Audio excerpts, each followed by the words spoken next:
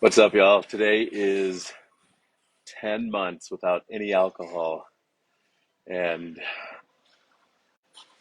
it's been a really interesting personal experience.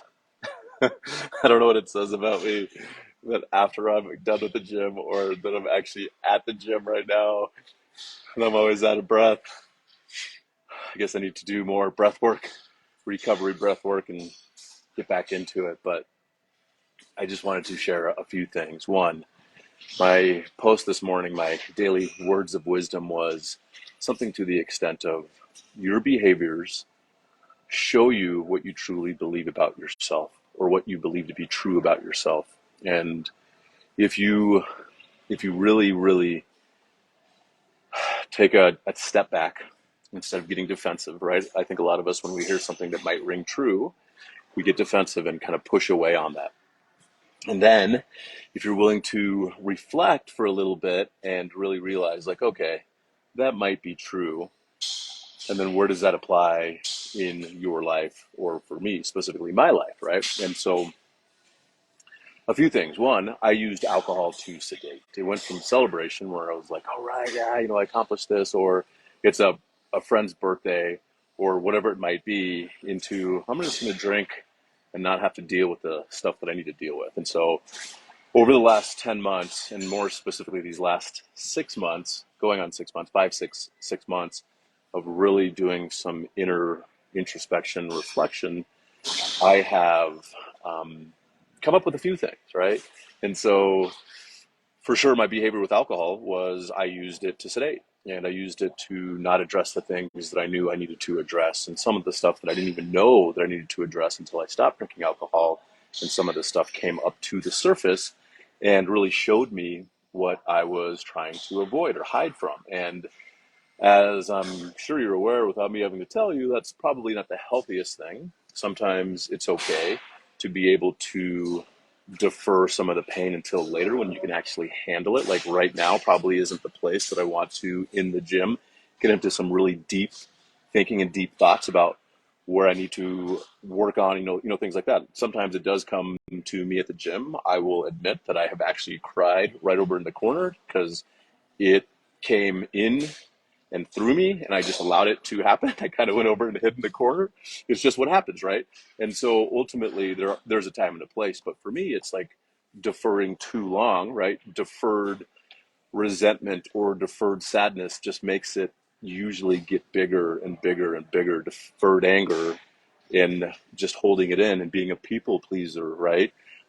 There's so many different things: overachieving, perfectionism, controlling, people pleaser, anxiety, whatever it might be, all these different things that we run into that, for me specifically, I use alcohol to sedate and not really go into the issues that I needed to heal and face head on. So this isn't just about alcohol, right? This could be about food, right? Some of us, including me, use food to make us feel better, and it's temporary, as we know, right? Every single time it's temporary. But the thing is, as you become aware, right? And I've posted this before, awareness is 90% of transformation. And that just means, like, until you're aware of the issue, you have no idea how to take care of it or how to fix the issue or how to even address the issue to come up with a solution to move on from whatever it might be. And so it could be exercise, right? Like I used exercise for the longest time to burn off all the stuff that I was hiding from, which in all essence, like exercise is a pretty healthy way to sedate, right? And that's the other thing too with overachieving and being like really successful in business and life or whatever it looks like from the outside looking in. People look at you like, oh my gosh, Taylor, you work out all the time, you're super fit, and you make good money and you own your own business. You've been self-employed for almost 20 years, like all these amazing things. Yes, and some of those things I use to sedate in my life so I didn't have to address a lot of the things that I was running from. I love busyness. I used to love busyness, where I would keep myself so busy that I didn't actually have to address the issues that I was facing and dealing with, in business, in my personal life, at home, whatever it might be. those are the things that I tend to do. And so I'm not going to speak for you, but the reason I wanted to post this is to celebrate 10 months of no alcohol, because that is a huge thing. And that is something that I am celebrating for me. And I appreciate all the kudos and the high fives and the attaboys and all that stuff I do. But really, what I've noticed is this last 60, 75 days, really, really, really painful, really difficult. And those are the times that I wanted to drink the most. And I realized I was going back into that loop, but I wasn't allowing myself to actually break my commitment to myself. And so my behaviors are changing because of the way that I feel about myself, because of the work that I'm doing to heal myself and the things that I'm doing within that. Tanya, thank you so much. Nathan, good to see you, brother. And so within that, it's one of those things that, like, as I continue to heal and become aware of the things that I need to work on, I am less triggered by the things that would have triggered me so substantially in the past, right? And it's just a continual learning and letting go process so you can actually continue to heal and continue to be triggered less. Will you be triggered? Absolutely, right?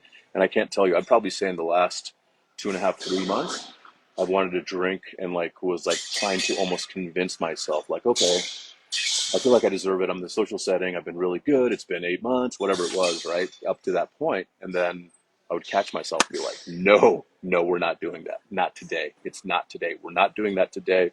We can think about it again tomorrow, but not today. And it's been difficult. It has been, but it's also been beautiful. It's been so amazing getting to this place where I am now like, okay, dude, you are winning. You are controlling this. Can you go to hit your target? I think I can. Until I hit that target, I won't know for certain, but I'm going to do it every single day, where I'm just going to not drink today. Tomorrow, not drink today. Next day, not drink today, right?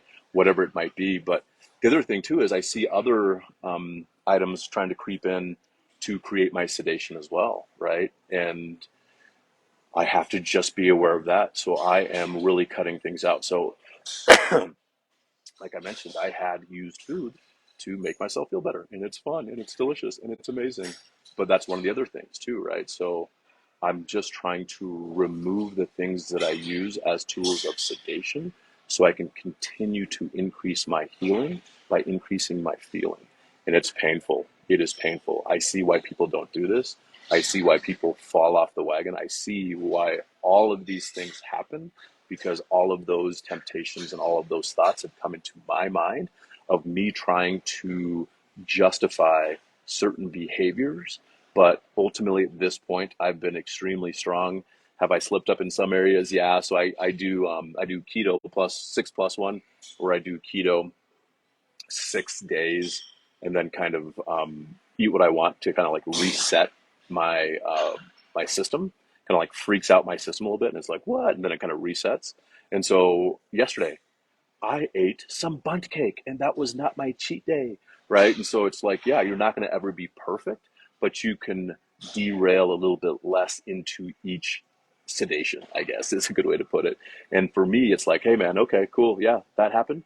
No shame, no guilt. The past is the past. The past doesn't even exist anymore, except for in my mind, right? And so, like, are you going to allow that to keep you prisoner into the future and derail your future production and possibilities? No, absolutely not. I'm not going to do that. But I do want to celebrate that with you. I hope this helps you, and just understand that your behaviors truly are a reflection of what you feel about yourself, how you feel about yourself, the things that you put into your body, into your mind, into your spirit, into your heart. Those are the things that will indicate to you how you truly feel about yourself. For me, I was for the longest time a build and burn guy. Like, I'd build things up and I'd burn it because I'd be like, oh my gosh, I'm so successful. Like, I don't know what to do. I'm going to self sabotage and burn shit to the ground so I can then rebuild it. So it was a burn and build, burn and build, burn and build, burn and build cycle over and over and over again. And so that's one of the things, again, just becoming aware of what I am doing in my life so I can stop it, right?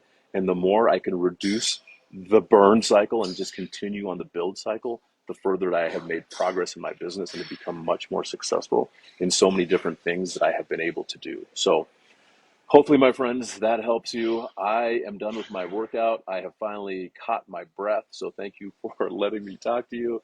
I just ask you, where are your beliefs showing up in your behavior? Have a great rest of your day.